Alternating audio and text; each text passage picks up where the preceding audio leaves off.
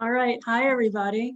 Okay, so go ahead, Lisa Michelle. I don't know if you wanted to make any more comments about the group Okay. or anything. Yeah, I was just going to say that tonight we are introducing Dr. Sujata Bhatia to speak about the pandemic as an opportunity for reflection and reinvention. Dr. Bhatia is a physician, bioengineer, and professionally licensed chemical engineer. She teaches biomedical engineering at Harvard University and the University of Delaware. So thank you, Dr. Bhatia, for taking the time to speak with us tonight. I guess I'll let you begin your presentation.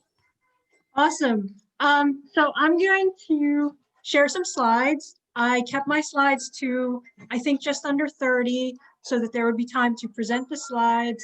And then, after the slideshow, we can switch back to what I call Brady Bunch view and then just talk.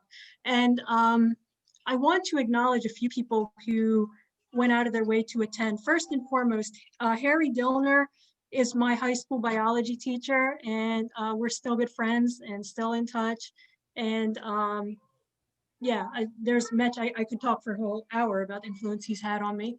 Doug Buttry, my colleague from the University of Delaware, who has just been such a great mentor and a role model. And I'll talk more about him a little bit in the talk. David Turok, one of my students from the Harvard Extension School, who's become a very close friend. And it's really cool because David's like way more accomplished than I am, 20 years older than I am, but somehow decided that there would be something of value for me and in my class, and took my class and has become an awesome friend. And then Dilip Moni, a former student who's definitely going to surpass me in terms of accomplishments, but I'm just so proud to see what he's done. He's in the MD PhD program at Mayo Clinic. And Chris Ramadurai, who's now a venture capital analyst.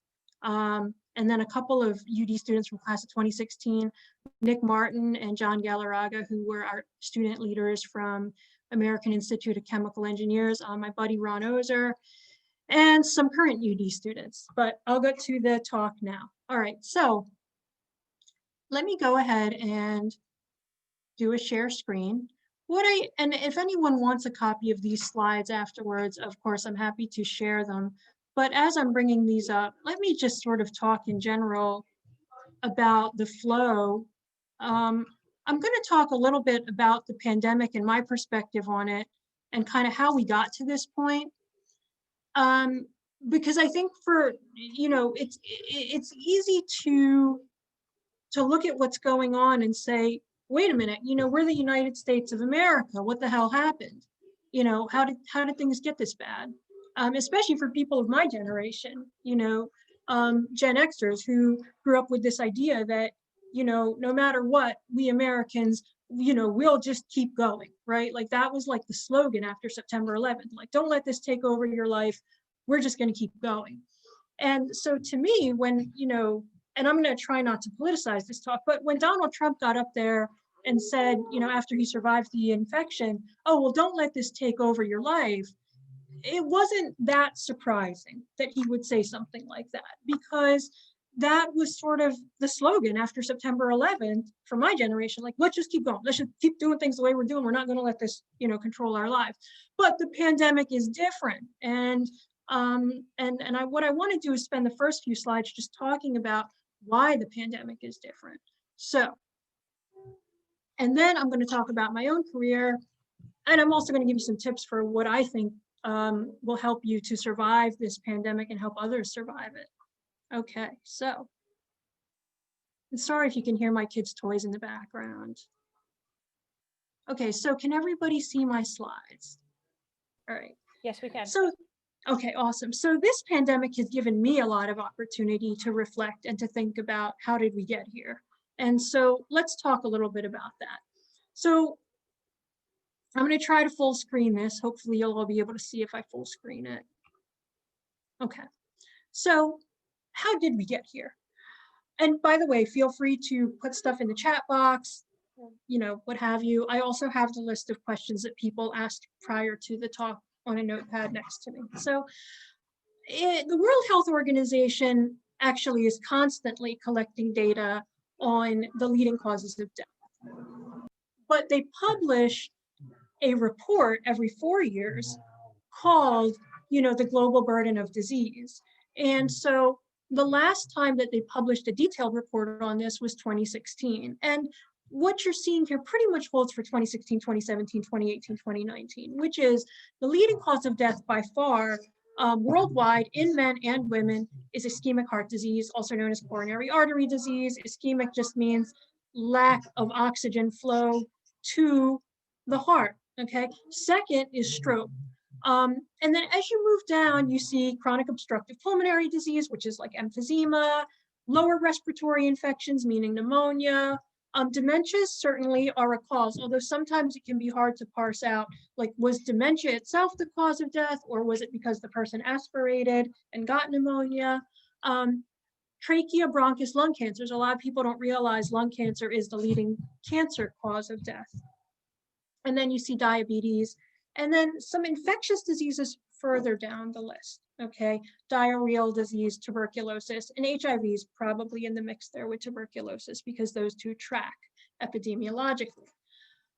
What the point of this slide, though, here's the point of this slide. Pathophysiologically, if you look at the leading causes of death, so many of them have to do with the lungs, right?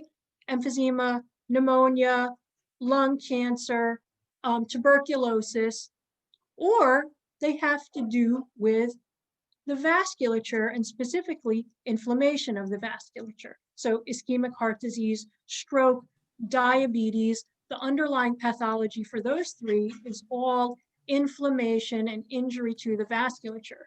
So it's no surprise that if you have a virus that, number one, compromises the lungs, and number two, inflames the vasculature, you have a very deadly mix. You have a very deadly mix. And that's really the issue with the coronavirus. On top of that, as Americans especially, we look at it and we say, well, but wait a minute, what the hell happened? How are our hospital beds, not equipped for this? We're America, what happened? Well, here's what happened. If you look over the past 20 to 30 years, the leading causes of death have mainly shifted from infectious diseases to chronic diseases. And this is true especially in high-income countries like the United States, but also in low-income countries, there's a rising burden of heart disease, diabetes, stroke, these sort of so-called Western lifestyle diseases. And this really affects how we allocate healthcare resources. So hospitals need to be cost effective, right? That doesn't make them evil, that makes them practical, right? A hospital cannot spend more than it's taking in. So one of the things hospitals had done prior to the pandemic to be cost effective was to say, we're only going to keep enough hospital beds to manage this sort of steady state flow of patients coming in. And with heart disease, with diabetes, with most chronic diseases, you can pretty much kind of, predict ahead of time what your steady state, I'm sorry, I'm being an engineer, but your steady state flow of patients. You're going to have this many coming in, you're pretty much going to have this many being discharged or unfortunately being lost to the disease. So you only keep the number of hospital beds you need. You only keep the number of ICU beds you need. To have any more than that is not cost effective. So on top of that, you have low and middle income countries who haven't quite figured out, how are they going to attack diarrheal diseases, which mainly kill children, pneumonias, which mainly kill children, and then on top of that, this rising burden of chronic disease. Okay, so just keeping in mind our list of stuff, we've got now a virus that is infectious, that attacks the blood vessels and inflames them, and that attacks the lungs, which are two of the most vulnerable parts of the human body. And we've got a hospital system that only keeps the beds it needs to manage chronic diseases. And that's if you're lucky in high-income countries, by the way. Okay. So let's see if we can keep clicking through here. All right. On top of that, heart disease, diabetes, stroke, even tuberculosis and HIV don't interfere with our ability to manufacture materials, right? HIV is a leading killer, but it's not something you can get just by being on the factory line, right, with your coworker. And one of the things you start to appreciate as an engineer is that the world runs on manufactured materials. I can't keep a patient alive with drugs or devices unless I can manufacture them. I can't even diagnose disease unless I can manufacture something as basic as a stethoscope or an EKG machine. With the coronavirus, it is so contagious that you can't really run a manufacturing facility safely. You can't really run a warehouse facility safely. Amazon has discovered that, much to its chagrin, right? There are thousands of Amazon workers that have become infected. There are, and outside of the medical device manufacturing and drug manufacturing, if you look at the food industry, the poultry industry, the meat industry, thousands of workers getting infected by the coronavirus. So it's really, really difficult, if not impossible, to run a manufacturing facility safely. So let's see what's brewing with our perfect storm. We've got a virus that infects the blood vessels, inflames them, and the lungs, inflames the lungs. We've got compromised manufacturing. We've got hospital beds only enough to manage the chronic disease. And so it's no surprise that COVID is now one of the top causes of death in the United States. And there are certain days, namely days this very week, where COVID was the leading cause of death in the United States. So there's one other thing that I wanted to say about that.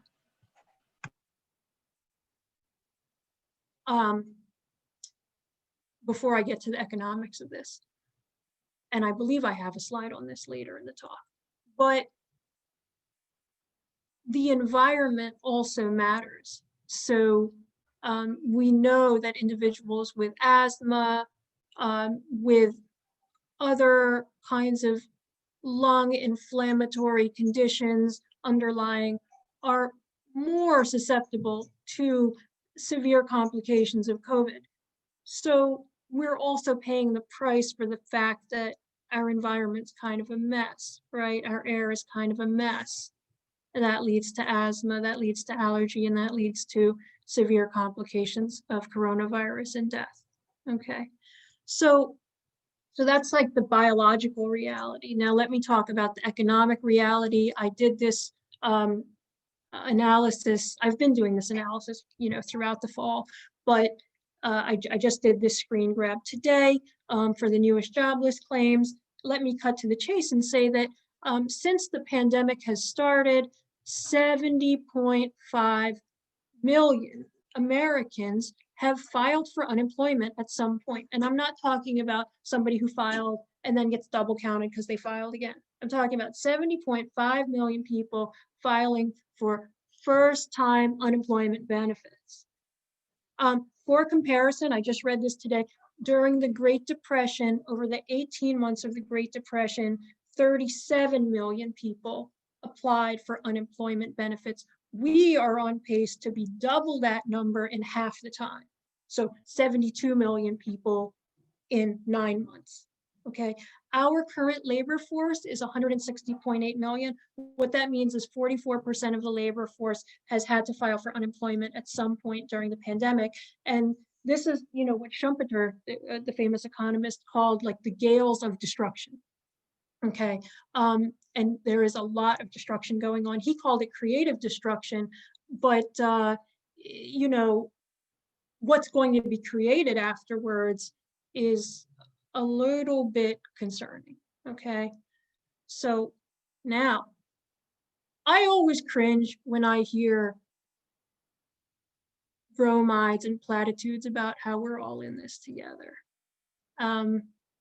And some of my students have noticed, they're like, "Oh, Bhatia has changed. She seems a little more hardcore since this pandemic has started. Like, she's not as upbeat and optimistic.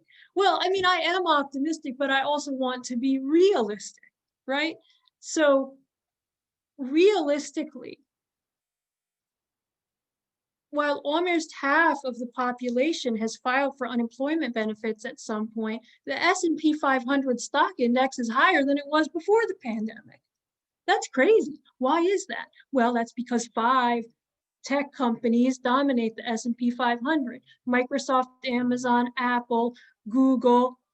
Microsoft, Amazon, Apple, Google, and I'll remember the 5th one in a second, okay? But these are the big ones, okay? And Facebook, yes, Facebook is the last one. Thank you, Jennifer. I was stalling on that one because I know they were just declared a monopoly and they're going to get broken apart. Okay, so, you know, as you're a college student, you're like, oh my gosh, Bhatia, I don't want to look at the S&P 500. I don't like, this is boring. It's not boring. It's important. You need to know it. If you're going to retire one day, you need to, you know, this is something you need to know. So the S&P 500 is higher than it was before the pandemic. What this means is that we are really in a situation where we have 2 classes of people. The investor class, which is those who had the wealth to invest in the S&P 500. And by the way, you don't have to be a billionaire, but you do have to have some disposable income, right, to be in the investor class. And then everybody else, okay? So as one analyst put it, if you are in the investor class and you went on a cruise ship to some far off isolated island, and then you came back after the pandemic was over, you would find that your retirement account had grown. Is that good or is that dystopian? I don't want to offer a judgment on that, but the truth is that this is a winner-take-all environment, and we aren't really all in this together. To paraphrase Mike Rowe, we're all in the same storm, but some of us have lifeboats and some of us don't. Okay, so those who have been impacted, people like restaurant workers, people who work at bars, you know, people who work in service industries, you know, a lot of people have been affected by this. Okay, and the ripple effects, you know, custodial workers. There's a lot of ripple effects when everybody's working at home. Okay, so, and I see there are chats coming up in the chat box, so I just want to make sure I'm monitoring them. Okay, great. Zoom's valuation, just so you know, and when I say valuation, I mean market capitalization. Market cap is calculated by multiplying stock price by number of stocks. Zoom's market capitalization is now greater than that of ExxonMobil. And just contemplate that for a second, right? Like, a platform for allowing online meetings is now more valuable than oil. So some of you asked, you know, ahead of time, how do I think the pandemic is going to permanently affect things? I think some things will go back to the way they were, but I think some things will be permanently altered. Like, do I think people will go out again? Yes. Do I think people will socialize again? Yes. Do I think there will be more remote work, however, and will that have ripple effects on the service economy? Yeah, I do. I think people, you know, I think if offices find that they can run efficiently remotely, why rent a building? Commercial real estate is tanking right now. I think higher ed is going to be permanently affected because I think there are a lot of families asking, well, is college really worth it? You know, or if I'm going to have an online education, can I do it more cheaply than say what Harvard University is charging, or what University of Delaware is charging, or what Penn is charging? So I think there will be permanent effects. My concern is that not all of these jobs are going to come back. Okay. So one of the students asked a really good question, which is, what can a college student do to help besides masking and social distancing? And I actually think there's a lot you can do to help. I've been saying for a while that I think that as a society, we need to develop biological literacy in addition to numerical literacy, right? Like, we all accept that numerical literacy is necessary for someone to function in this society. right? Being able to add, subtract, multiply, divide, balance your checkbook. We all accept that, reading literacy is important and essential to function in society. I would say that most of us would agree that a basic knowledge of civics is required to be able to function in society. And I've been really thinking for a while that biological literacy is necessary to function in this society. So if I were giving advice to a college student, which I guess I am now for what it's worth, I would say you need to understand all of this terminology. Why? Well, if you have a friend or a relative who comes up to you and says, I really don't want to take the vaccine because I think there are micro robots in there or whatever. And I'm not trying to ridicule anybody's beliefs, but you want to be able to offer an intelligent response to that. And so when you say, well, Pfizer's vaccine is an mRNA vaccine, what is mRNA? When you hear people say, well, an mRNA vaccine cannot incorporate into the genome, and that makes it safer than, say, a DNA vaccine. What does that mean? Hold on a second, I got to get my charger. I'm embarrassed about this, but I forgot to charge my laptop. Hold on one second.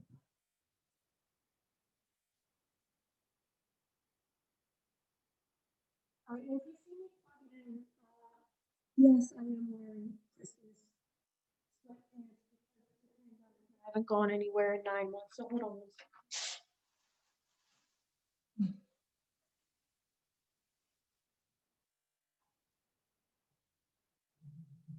All right. So, okay. So you need to have biological literacy. Let me also say that biological literacy encompasses statistical literacy. So when Pfizer says, well, our vaccine was 95% effective, what does that mean? 95% effective, it turns out, could mean any number of things. It could mean if I give this vaccine to 100 people, it will work for 95 of them.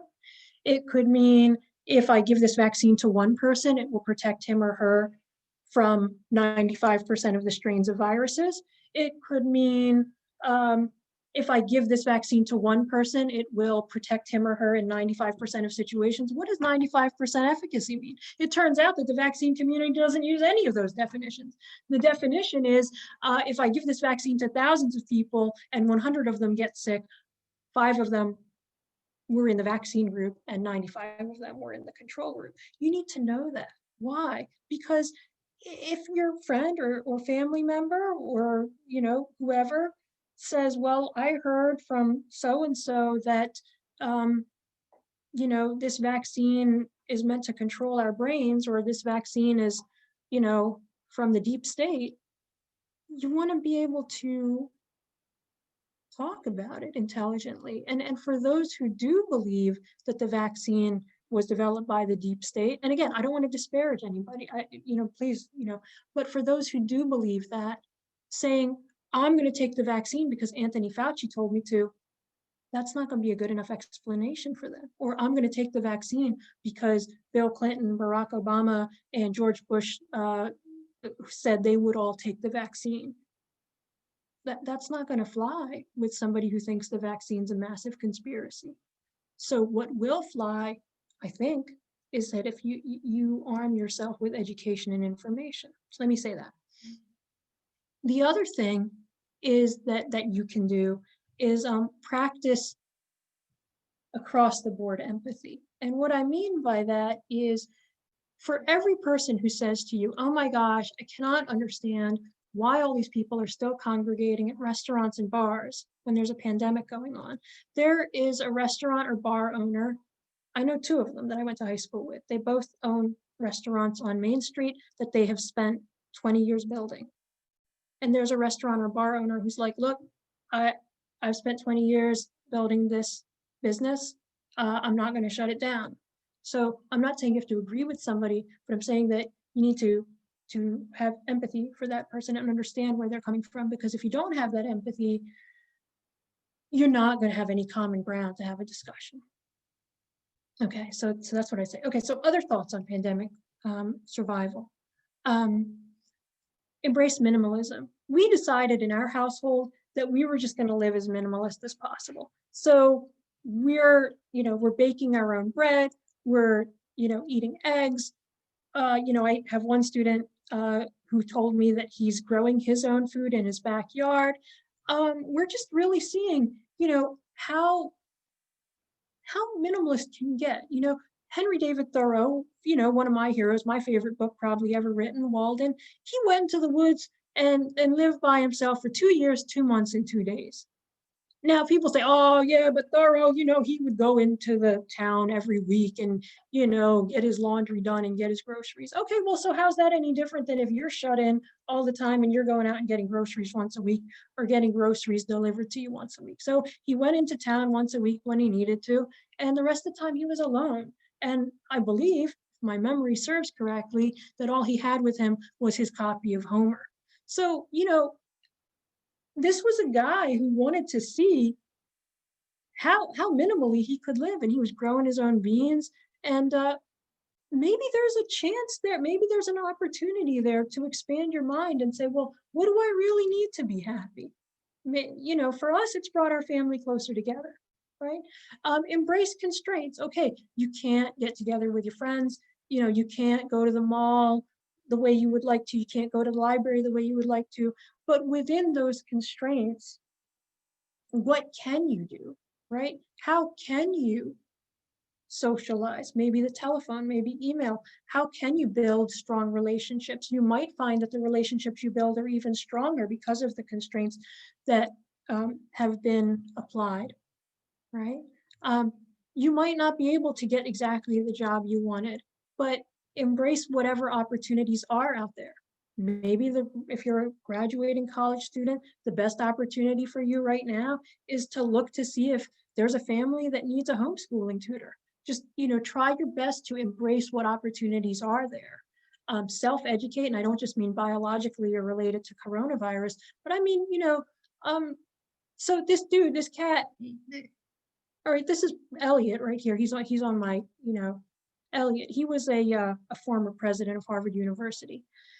And around the turn of the century, like 1900, he made the statement. He said, I think that any person can get a liberal education by reading a 5-foot shelf of books. And I could tell you, if you read a 5-foot shelf of books, of specific books, you can get a liberal education. And so someone challenged him and said, list the 5-foot shelf of books, President Eliot. And so he did. And you can look it up, it's on Wikipedia, but it's got stuff in it like Homer and Shakespeare and, Descartes and, all this good stuff. So this other guy, Christopher Beha, who's a contemporary of ours, he took a year off of work not too long ago. I think it was about a decade ago. He took a year off of work and decided to do some soul searching. And he spent that year reading the entire 5-foot shelf of books recommended by Charles Eliot. I think that's really cool. I've done something like that in miniature. When I was pregnant with my first daughter, I really had to embrace constraints because I was so sick that I just couldn't get up. I mean, I was dragging my butt in to teach my classes at Harvard. I would sit down, like I was sitting down while teaching. I actually got my best teaching evaluations that semester, the semester where I had to teach sitting down. So I actually have experience of being kind of on my back for 6 to 9 months and not being able to go out because I was too sick to go out. And in some ways that was harder because everybody else was going out and enjoying their lives and I was just inside with morning sickness. But I chose to read the Iliad and the Odyssey during that time. And I don't know if it had any impact, but my 5-year-old has awesome language skills. So maybe, I don't know, but it was fun. So anyway, and then finally, be self-reliant to the extent possible and find true north. And I'll say a little bit about that in a sec. What is true north? Okay, so my friend Jason Outlaw, I have to give him credit. He gave me this idea. And when he advises students, he tells them find true north versus magnetic north. What is magnetic north? Magnetic north is the way that society's pulling you, the prestige, the things you think you're supposed to be doing, the big house, the job title, the fancy clothes, the fancy shoes, what have you. True north is, what do you really want to do, right? What's the work that's right for you, okay? Are you pursuing the life, the education, the career, and work that's right for you? If the pandemic has taught us anything, it's that life is short. please, I'm not saying, like, I'm not trying to give you some platitude about following your passion or whatever. I'm just saying that your temperament and your innate interests should be a guiding force in figuring out what true north is for you. And life is too short to follow magnetic north, okay? Don't let societal expectations shape your life, because life is too short. So look for true north versus magnetic north. And by the way, can you tell the difference? Can you tell the difference between what you really want and what society wants for you? So let me tell you my path. Now, I'm telling this because students asked about my career path, but keep in mind, the point isn't for you to be like me. The point is for you to be like you, right? It takes a profound amount of arrogance for me to sit up here and say, be like me. You don't have to be like me, be like you, right? This is why I'm not on social media, by the way, Twitter or Instagram. This language around followers. Well, so-and-so has 1,000 followers. I don't want followers, right? And I don't want to follow anybody. I want to have people walking together trying to find enlightenment, right? I don't want anybody following me, right? So I started at the University of Delaware. I got my bachelor's in chemical engineering and a bachelor of science in biology, biochemistry. I also did my master's in chemical engineering. I went to the University of Pennsylvania. I did my MD and PhD under Dan Hammer in bioengineering. Then I spent some time at DuPont. I worked on actual clinical trials, on medical device development, on nutraceutical development. It was great fun. I can talk a little bit more about it later, but I learned a lot about blood vessel inflammation, and boy, has that been useful during the pandemic. During my last couple of years at DuPont, Norm Wagner, who was chair of the chemical engineering department at UD, encouraged me to teach for them part-time, and I had a lot of trepidation about it. I said, Norm, I don't know if I want to do this. I don't really like assigning letter grades to students. And he said, that's a very small part of it. A big part of it is getting up and talking and sharing your knowledge. And I said, okay. And because he had confidence in me, I had confidence in myself. So I have to give him credit. From 2011, so DuPont started to change direction. DuPont started to move away from medical products. Again, corporations are going to do what's most profitable for them at the time. And they said, well, Sujata, you can stay here. We'll be happy to have you. You can work on toothpaste. And at the time I was single. I didn't have any roots holding me down in Delaware. And I said, I don't really want to work on toothpaste. So I applied for some academic jobs. I applied to Harvard, they turned me down. Then I applied again 6 months later, and they interviewed me and they gave me a job as a lecturer. Now, don't be too impressed. I mean, lecturer is kind of the bottom of the totem pole at Harvard. Harvard's a tough place to be at. But the nice thing is that if you can survive there, you get some preparation H on your resume, and then other universities say, oh, well, she survived that political atmosphere. Maybe she can function really well here. I had great fun there. I had some great students. It was a lot of fun. I lived in the dorms with freshmen. Oh, I lived in the dorms with freshmen when I was at Penn too. I forgot to say that. That was fun. Then I got hired back at the University of Delaware as a full professor of chemical engineering. And I wanted to thank Professor Tunde Ogunnaike as well as my colleague Doug Buttrey, who's on this call, because they are both very senior members of the department and they really championed my application. I'm also the faculty director of the McNair Scholars Program at UD, which is a program for underrepresented low-income first-gen students. Okay, you're going to notice as I go through this, by the way, you're going to say, well, this lady, she's mentioning a lot of male mentors. There's not a lot of female representation in her talk. I don't know if that's good or bad. It just is. And I didn't want to put women's names in here just for representation's sake. I wanted to give you an honest, view of my path. And my path has been that I've had a lot of male mentors. I think that's okay. It's worked fine for me. Harry Dillner, Doug Buttrey, Tunde Ogunnaike, Norm Wagner, Ron Ozer, who's on this call, David Turok, who's on this call. These are all men I look up to, and they've all been great mentors to me.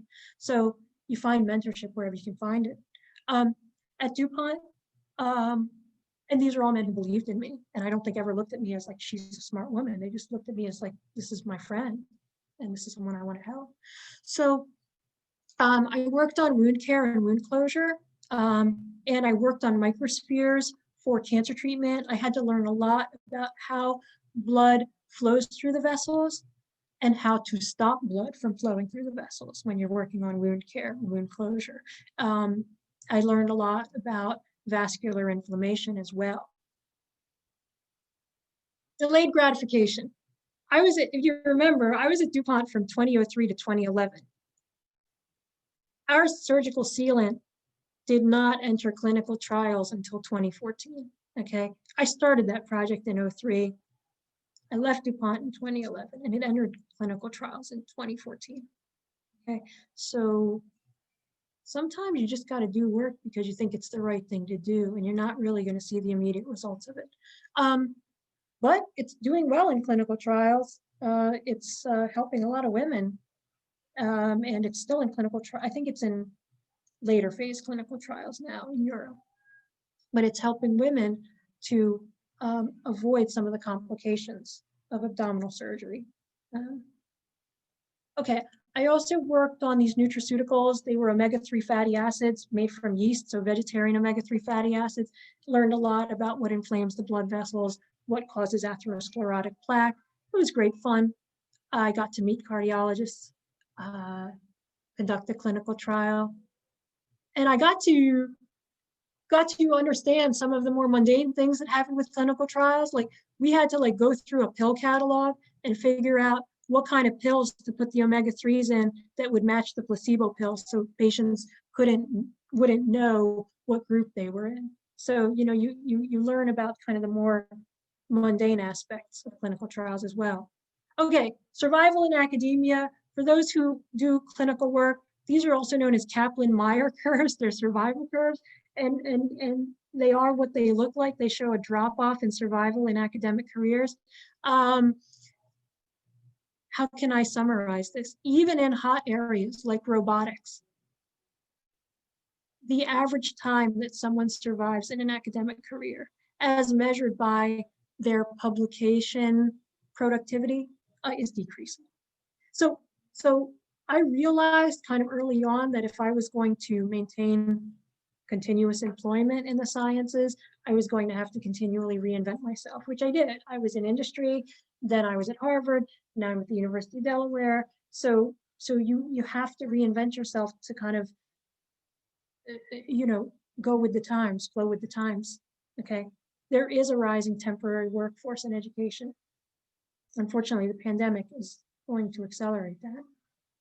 All right, big picture considerations. Again, the world runs on manufactured materials. I love this. This is from The Graduate, Dustin Hoffman, okay? And he's a young college graduate and he can't figure out what to do with himself. And an older gentleman says, I got one word for you, plastics. Manufactured materials are always gonna be important. Okay, another thing, I show these two guys from Scrubs. If you're going to do something clinical and you want it to have impact, these two guys have to understand how to use it, okay? Can't put that any more bluntly. You can come up with the greatest technology. If a surgeon feels like it's slowing down the flow of his or her practice, it's not going to gain traction. And I've seen drug and device fail over and over and over and over again, not because it wasn't effective, not because it wasn't safe, but because it just didn't fit into the flow of clinical work. The hospital's a tough place, okay? And then I just like this Alec Baldwin from Glengarry Glen Ross. That's such a great movie. Just the cadence of the language is just so good. And he says, first, he has a competition between his salespeople, right? And he says, first place is you get a new car. Second place is you get the steak knives. Third place is you're fired. You have to keep in mind, we're moving into a winner-take-all environment, and you have to mentally steel yourself for that. Okay, so stuff I learned. Good reasons to pursue a career path. Building a nest egg, yes. Intellectual, spiritual fulfillment, yes. Bad reasons, prestige, no. Status, no. Exclusivity, no. An impressive title, no. Okay, I have my man Tesla here. He says, if you want to understand the universe, think of energy, frequency, vibration. Okay, so those of us who understand physical chemistry, right? I'm gonna make a weird analogy here. But when you understand physical chemistry, you know that electrons occupy different energy levels, right? Like vibrational energy levels, all that stuff. You need to find a path and find people who are on the same energy level as you, right? There's a reason why this idiom, like, oh, we're on the same wavelength, has made it into the American language, right? You have to find something that's on the same wavelength as you. Your temperament's a lot more important than your knowledge. One student asked, and it broke my heart a little bit when I read this question. One student asked, well, have you ever had to deal with failure in your life? And here's my answer to that student.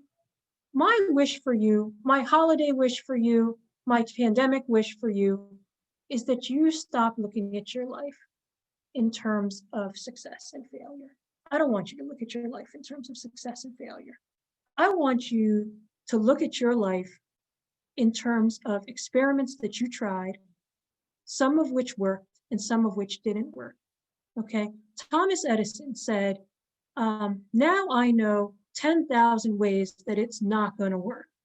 Ironically, Edison and Tesla were big competitors, but I know 10,000 ways it won't work. So I've never, maybe it took me until I was 36, 37 to look at my life this way. But I think all along, though, I had to have it in the back of my mind that the things I was doing that weren't working out weren't failures. They were just experiments that didn't work. So let me give you some examples then of things I don't call failure, but things that were experiments that didn't work. When I was in med school, I was a disaster in the emergency room. Okay, I barely passed emergency medicine. Why?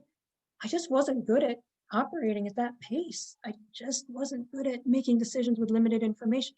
Some people are masterful in the ER. I wasn't. Who knows? Maybe if I were to try it now, I might be better at it. But when I was 24, I was a disaster. I didn't hurt anybody, but I certainly didn't help. Okay.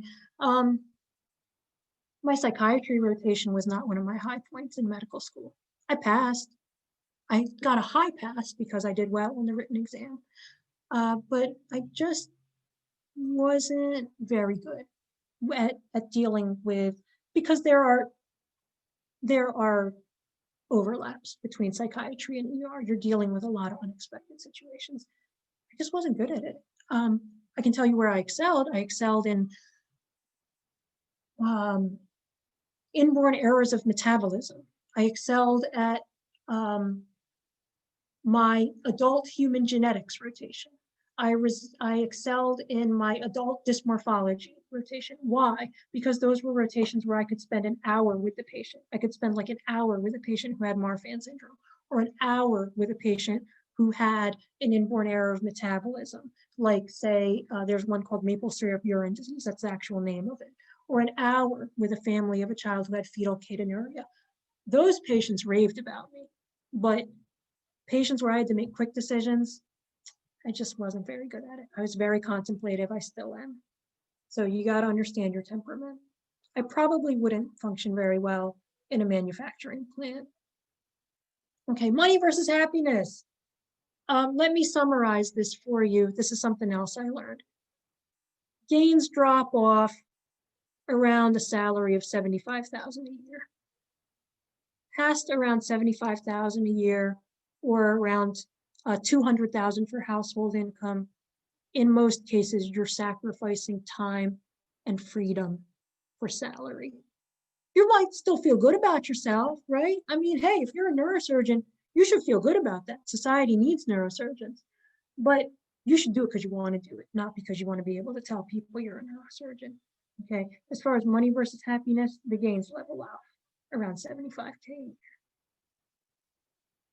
So don't ask yourself, what job title do I want? Ask yourself, what kind of people do I want to be around? What kind of person do I want to be? I look at somebody like Doug Buttrey and I say, I want to be like him. That guy's like an utmost gentleman. He's been a mentor to me. I look at my high school biology teacher, Harry Dillner. I say, I want to be like him. I want to conduct my life the way he conducts his life. I look at David Turok and like the courage this guy has. He's an entrepreneur. And he's on here even though he has, he has a lot going on. And I look at my friend Ron Ozer, who's like a Quaker and like one of the gentlest people I know. And I look at these people and I say, I want to be like him. I look at my students, Dilip and Chris and John Galarraga and Nick Martin, who've all overcome, some major, hurdles. and yet maintain a positive outlook. And if I can surround myself with people like that, I'm doing something right. So think of people you admire, and that's a clue to true north for you. These are my people, famous people I admire. I mentioned some not so famous people I admire, but famous to me. But these are my famous people I admire. I like Jaime Escalante, right? If you don't know his story, watch the movie Stand and Deliver. He taught a bunch of kids how to do calculus in LA, I believe, a bunch of Hispanic students who had been overlooked by other people. And he got all these young people to pass the AP calculus exam. That's remarkable. I watched that movie the night before my first calculus class when I was in 10th grade. It still resonates with me. I like Tina Turner. She survived an abusive marriage, and look at her now. She's awesome. I like these great artists. I like David Tennant. You should watch him in Hamlet before you die. You can watch it on BBC. I like Nelson Mandela. That one goes without saying, right? I like Joshua Bell. You should see him perform before you die. I like Ronald McNair, who my program's named after. All right, first Black man to get a PhD in physics from MIT, and my program's named after him. When Ronald McNair was 9 years old, he went to a library. Okay, this was like in the 50s. And the librarians told him, you can't check out books because you're Black. And you know what he did? You can find a video about this.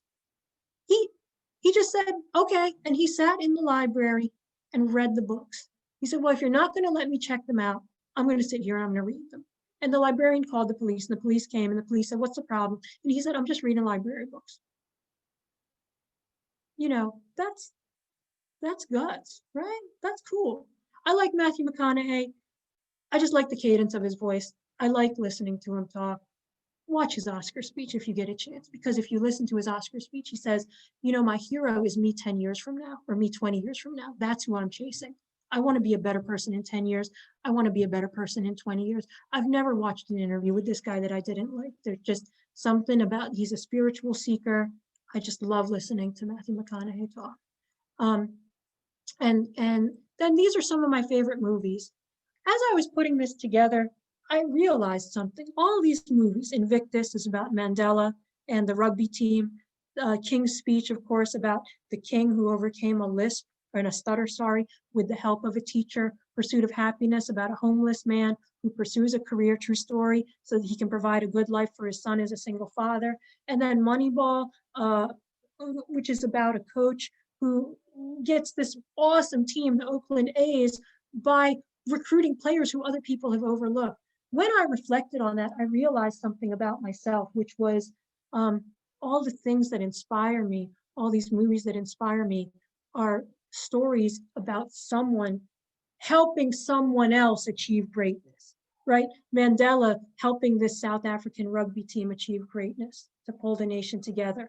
This gentleman in the King's Speech, this teacher helping the king to overcome a stutter.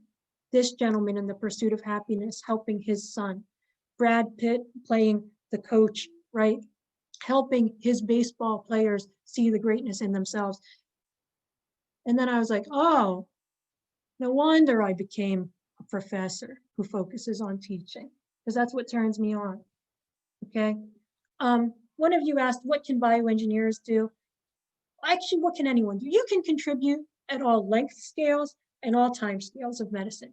You can get involved in public health, you can get involved in education, you can get involved in prevention. You can do that no matter what your discipline is, right? If you're a history major or your English major, get out there and educate people about the Spanish flu and what happened in 1918. Because guess what? Back then, there were people who were denying it too. There were politicians who were denying it too, right? You can get involved in diagnosis, imaging, diagnostic devices. You can get involved in treatments, drug delivery. And I think tissue regeneration has a role to play. If you can get this lung tissue to regenerate, gets this vascular tissue to regenerate, I think you can save some lives here. Okay, so, all right, I'm gonna end with just, I know like this is supposed to end at 8. If anybody has to go, you can go. And Lisa Michelle, I'm a co-host, so I can keep it going as long as people want to talk. I have a few slides just about some warnings. 85% of research efforts are wasted. Why? Some of the research isn't reproducible. Some of the stats are bad. Sometimes you just have random error. There's a lot of sloppy methodology in research that's published. So again, educate yourself so that you know what's good and what's bad. Okay, how can it happen that something gets published that, for example, says, well, hydroxychloroquine works for coronavirus? How does that happen? Well, remember that the cutoff, I don't think that, I like to think positively of people. I don't think anybody's knowingly publishing false results for the most part. But what I do think is that we accept a 5% cutoff rate, like a p-value of 0.05 for statistical significance. So what does that mean? That means there's a 5% chance that the results are purely due to chance. Well, now think through that. 5% is 1 in 20. So if there's a 1 in 20 chance that hydroxychloroquine showed benefit just due to chance, and 20 of us, there's more than 20 people on this call right now, so 20 of us around the country do the same clinical trial. One of those clinical trials is going to show an effect just due to chance. If that one clinical trial gets published and the other 19 don't get published, this is what's known as publication bias, you could falsely think that something works when it doesn't work. Now, I'm not trying to cast judgment on hydroxychloroquine. Maybe it really does work for some people, but the majority of the clinical trials are showing that it doesn't work. So keep in mind publication bias. Things tend to get published when they show positive results and tend to not get published when they don't show results. Okay, I don't know if you know who this is. This is Elizabeth Holmes. She perpetrated a huge fraud, Theranos. She pretended that she had a diagnostic device that worked. Her company reached a valuation of $9 billion before it came crashing down and people realized it was all fraud. But that's not the worst part. The worst part is that she claimed that the diagnostic device could work and people got faulty lab results based on this fraud. That takes like a special kind of sociopathy. You know, if you're okay with delivering faulty lab results just to boost your own company's valuation. There's like been documentaries about this. I think Jennifer Lawrence or somebody is playing Elizabeth Holmes in one of the documentaries. I think it's called Bad Blood. There was a big expose about it in the Wall Street Journal, also called Bad Blood. Yeah. Now, but here's what's the scariest part about it for me. This is a picture of Elizabeth Holmes before the fraud was exposed. Here she is. She's getting a nice big award from Harvard University. I know some of the people in this picture personally. I know Hugo Van Buren. He's the guy, the tallest guy in the picture. Hugo and I lived together, not like in the same apartment, but we lived together in the same dorms with freshmen. We used to eat together on occasion at the same dining hall. Hugo's not a bad guy, right? But now there's a picture of him out in the ether, right? This is one of the first pictures that comes up when you Google Elizabeth Holmes. Why? Well, it's easy to fool people. Don't be fooled, okay? And I can tell you, you know, Hugo's day job, we both spent our nights, you know, with freshmen in the dorms. Hugo's day job was helping student entrepreneurs.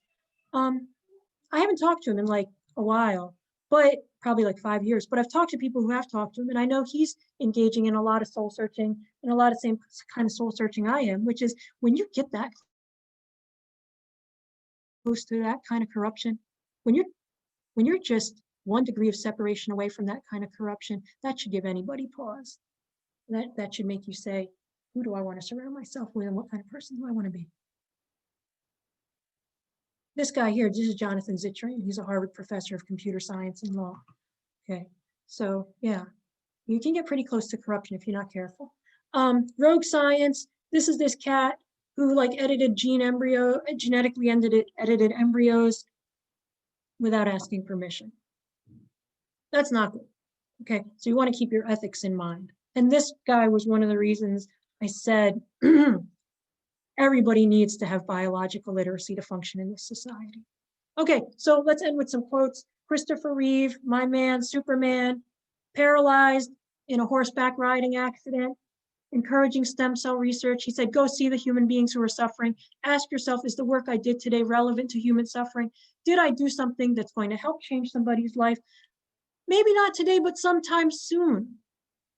The key words to me are not human suffering, although that's important, or changing somebody's life, but maybe not today, but sometime soon. Okay? Delayed gratification.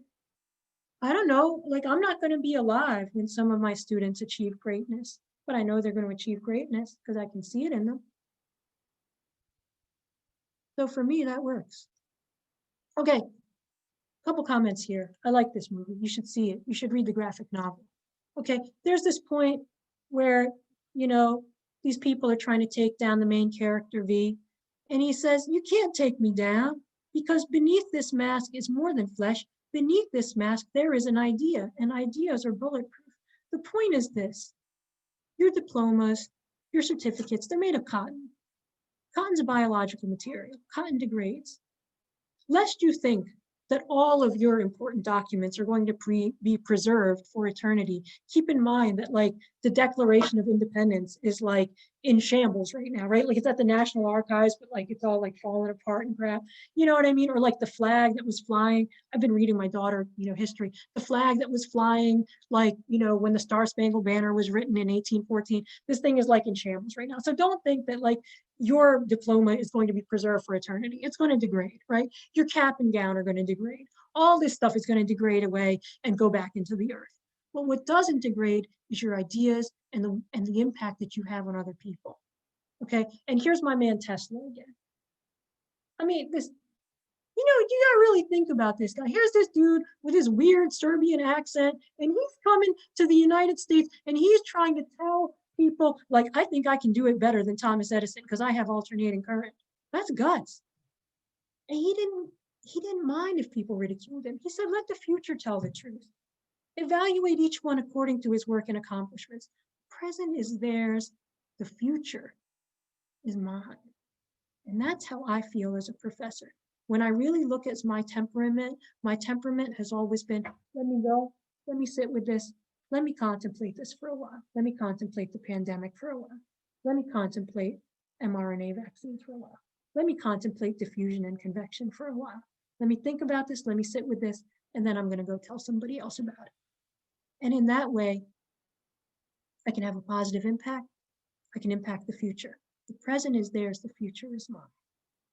I like that. Okay. Let me just, you know, I know I'm like that comic who says, well, wait, just one more thing, but just one more thing. Okay. Again, to that student who asked about failure, you're not failing. You're just trying some experiments that didn't work. Okay. Don't try to be perfect. Okay. Don't try to be perfect. You're going to drive yourself nuts. Evolution relies on imperfections. Charles Darwin told us that. You got to be a little bit, you know, you can't have a perfect replica if you're going to evolve. You don't have to be a perfect replica of your parents. You don't have to be a perfect replica of your heroes. You were just imperfect enough to survive. That's how we evolved. This paper was published in 2009. I got really into studying embryology after I had my two daughters. I wanted to understand, like, how did this miracle happen that I had these two beautiful girls, right? And so I started looking. Turns out that like 90% of embryos don't have what it takes to survive. Their chromosomes are too messed up or the genes are too messed up, and they just kind of discard. Okay. And the author of this study, he was commenting on the study, D.H. Ledbetter, he's a scientist. He said, it's amazing that any of us has made it this far. You don't have to be perfect. Watch the movie Gattaca before you die. I cry every time I see this movie. It's about the dangers of seeking genetic perfection and also just seeking perfection in general. And here's this guy who's deemed to be imperfect, played by Ethan Hawke, who reaches these great heights because he's determined. Okay, you've already passed the ultimate entrance exam. You're here, you're alive, your embryo made it. You made it. Be happy. You survived. Don't seek perfection. You survived. You were imperfect enough to survive. John Mayer, it's my failure to sound like my heroes that allowed me to sound like myself. He said, I spent so much of my career trying to sound like Led Zeppelin, trying to sound like Bob Dylan, trying to sound like this person, trying to sound like that person. Then I realized If I'm failing to sound like my heroes, it's because I sound like myself. Make it your goal to sound like yourself. That, I think, is everything I had to say. That's everything. I know I went over time. I'm happy to answer more questions. I just had so much that I wanted to tell you in this short time. So thank you for recording all of it, Lisa Michelle. Thank you, Jacob, for inviting me. It was really an honor. Oh, thank you. If anybody wants to ask a question, you can raise your hand and I will invite you to unmute yourself.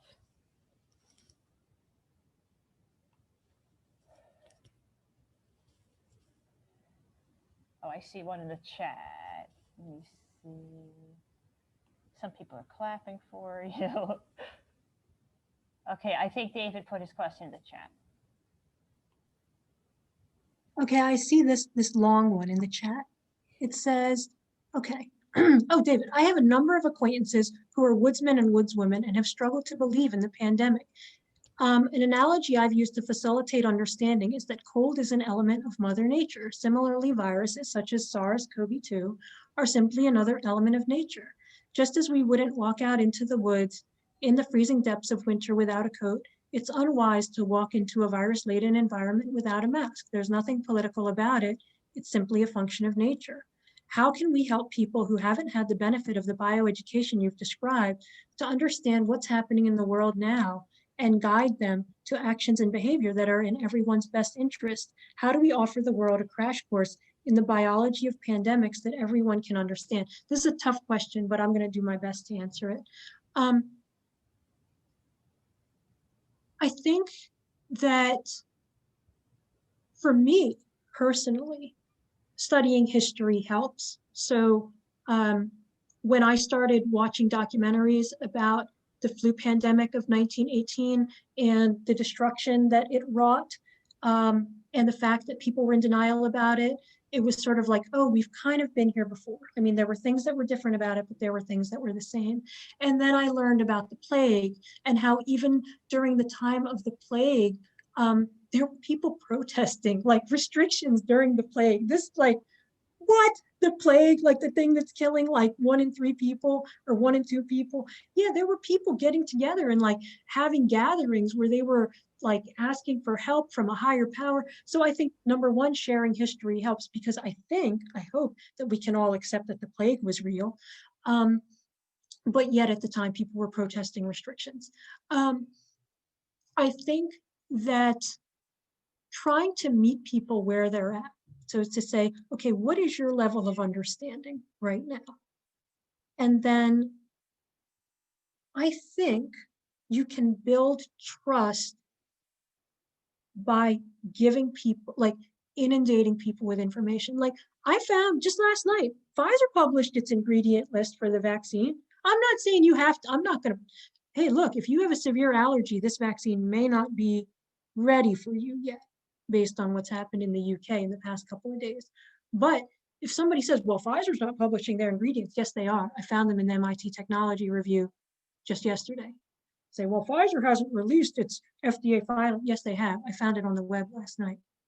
I can give you the rundown of all the side effects and the frequency of the side effects in both the placebo group and the treatment group. Okay, so I think having all that information at your disposal helps, saying, no, actually, this isn't being hidden from you. It's out there. Here it is. Okay. I would love to see a university develop a freshman course on the pandemic that would be open to all students. I'm not a big fan of requiring things for students, because once you make something a requirement, it loses its meaning a little bit. But boy, but maybe it should be a requirement. I don't know. I'm still thinking about that. But I haven't yet seen someone develop a freshman course that's a crash course on the pandemic. And I would love to do that. Maybe Doug, you and I, or Ron, you and I, we should do something together, you know, really to understand and explain the pandemic. Why is this? I'm going to make sure not to use any profanity, but why is this a complete storm from a point of view of engineering, from the point of view of biology, from the point of view of history, you know? And again, meeting people where they're at. I think the words, I understand how you feel, do tremendous tremendous help, right? I've seen, I'm going to talk about a couple of UD specific places, but I've seen the owner of Klondike Kate's get on the news recently. I've seen the owner of Cafe Gelato get on the news recently. Look in their eyes. These guys look like they've been hit by a tractor trailer. I mean, they're like, we're doing everything we can. We're sanitizing, we're putting up barriers, but we don't want to close down our restaurants. Like, what can we do? You got to approach that person and be like, I understand where you're coming from, but here is why sanitizing surfaces isn't enough. Sanitizing surfaces isn't enough. I want to say one other thing. I meant to say this during the talk. Hopefully lightning's not going to strike me when I say this. I watched the whole 3-hour interview with Alex Jones and Joe Rogan. Okay, I'm waiting for lightning to strike. Yes, I actually listened to Alex Jones talk for 3 hours. Why? Why? Because if I'm going to understand a vaccine skeptic, I need to know what he's saying to people. If I'm going to understand Joe Rogan's audience, I got to listen to Joe Rogan from time to time. I've even watched Tucker Carlson. Again, lightning, where's the lightning bolt? I do watch Tucker Carlson from time to time. I want to hear what this guy's saying to his audience. I want to hear what Joe Rogan's saying to his audience. I understand why men follow Joe Rogan. Joe Rogan is like this picture of masculinity. He's funny, you know, he's charismatic. But not everything he says is right. Joe Rogan has said, oh, we should all be able to go out again with rapid antigen testing. We should all be able to go to comedy clubs again if everybody gets tested. He's not quite right, because the rapid test has a false negative rate. It has a high false negative rate. In other words, if you get a positive from the rapid antigen test, you can be pretty sure you're positive. But if you get a negative, you can't be sure you're negative. So you got to, you know, when you meet people where they're at, you want to know who they're listening to. If they're listening to Alex Jones, listen to Alex Jones, see what he's saying. If they're listening to Joe Rogan, listen to Joe Rogan. I even watched Kanye West's whole interview with Joe Rogan. I want to be like, why is this cat running for president? You know, he had some interesting things to say. So you got to listen to what these folks are saying and then be able to refute it. So I can talk to my friends and be like, Joe Rogan's not right about everything. Or that Klondike Kate's owner, you know, as much as I want to support his business, some of the stuff he's saying isn't quite right. Sanitizer's not going to stop you from shedding virus, breathing it into the air, right? So understand who they're listening to too. So those are my thoughts.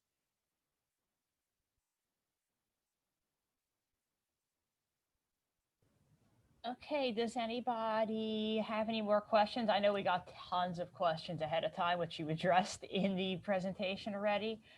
So does anyone else, any other participants? I'm just checking to see if there's anything in the chat or any hands raised. I have the list, the notepad here, and I'm just going to say, I think one of my students from my Harvard Extension class, Jennifer, asked, what types of people would you recommend pursue a PhD? I'm going to take a deep breath before I answer that. I got to be honest, I think before you pursue a PhD, you want to carefully interrogate your reasons for doing so. It's a big commitment. You know, it's a 5-year commitment. And oh my gosh, I just saw one of my DuPont colleagues logged on and he wasn't here before, Mark Wagman. I have to give major props to Mark. Mark was one of my mentors at DuPont. I'm so happy you're here, Mark. Such a gentleman. Love Mark. A lot of wisdom. A lot of wisdom. Oh, I always wanted to be like you, Mark and Ron, Mr. Dillner. You know, and Mark is somebody I was thinking of when I was thinking of why should you pursue a PhD, because I was surrounded by these really smart PhD chemists at DuPont, and I learned a lot from them. And you know, the demographics at DuPont were really crazy when I was there. Like when I was 25 and working at DuPont, the average age was 50 something. I thought it was fabulous. I was like, look at all these dudes that can mentor me. This is great. And these are people, PhDs who really make the PhD work for them. They're people who really, really want to understand more about a specific area of science and are dedicated to it, can overcome obstacles, can keep trying even when experiments fail, and ultimately are doing it not for the prestige of being called doctor, but are doing it because they're honestly knowledge seekers and truth seekers. So you really want to just carefully interrogate your reasons for getting a PhD. If you're getting a PhD because you say, well, gosh, I don't know if I need a PhD to be successful in industry, you don't need a PhD to be successful in industry. You can have a fine career in industry without a PhD.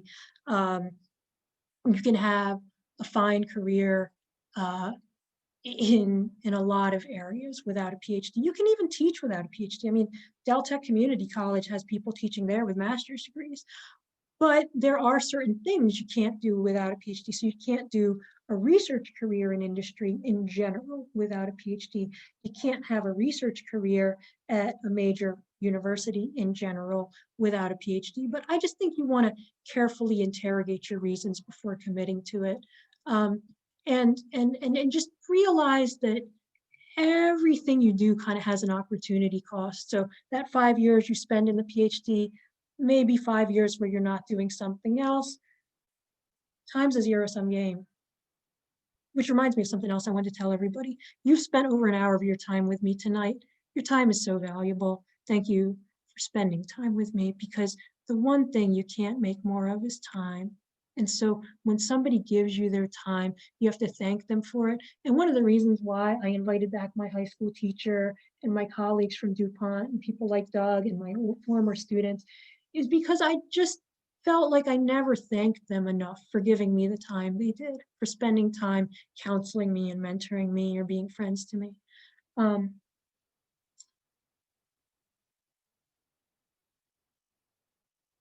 I'm just looking to make sure I answered all the questions. Do I recommend specializing in a therapeutic area or being more of a generalist? I was always more of a generalist, but that suited me temperamentally. My former student, Dilip Moni, he knew, I don't know, I think Dilip knew as soon as he entered medical school that he wanted to be a neurosurgeon, and he's been pursuing that wholeheartedly ever since. So if something resonates with you and you know it's what you want to do, I think specializing is all right. But if you're not completely sure you like a bunch of things, I honestly think it's okay to like a bunch of things. I think it's okay to be a little bit general and to be able to shape shift. That's what I did in my career, but you have to do, what's right for you.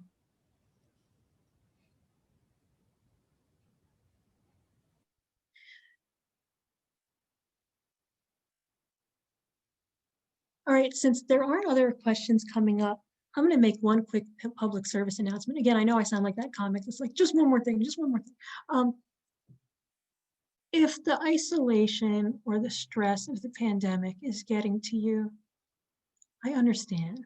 Let me just say this. Neuroscience was not one of my strongest subjects in medical school, but I do understand that things like depression result from the brain going over the same pathways over and over again, and you processing the same thoughts over and over again in your mind.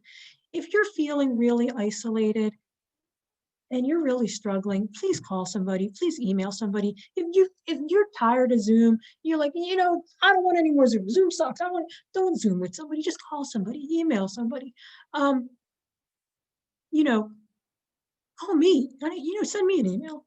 I'll talk to you, just talk to somebody. Because what you're going to find is if you talk to somebody, you're going to break those cycles going on in your brain, and all this stuff you've been feeling bad about, you're going to realize you probably shouldn't be feeling as bad. There's very, very, very few things in life that we can't learn something from or derive something positive from. There are some things that are just tragedies, obviously. Mass shootings are tragedies, death of a child is a tragedy. There's not a whole lot that can be, drunk driving accidents a tragedy. But aside from these really, truly tragic things, the needless death of someone from COVID, of course, is a tragedy.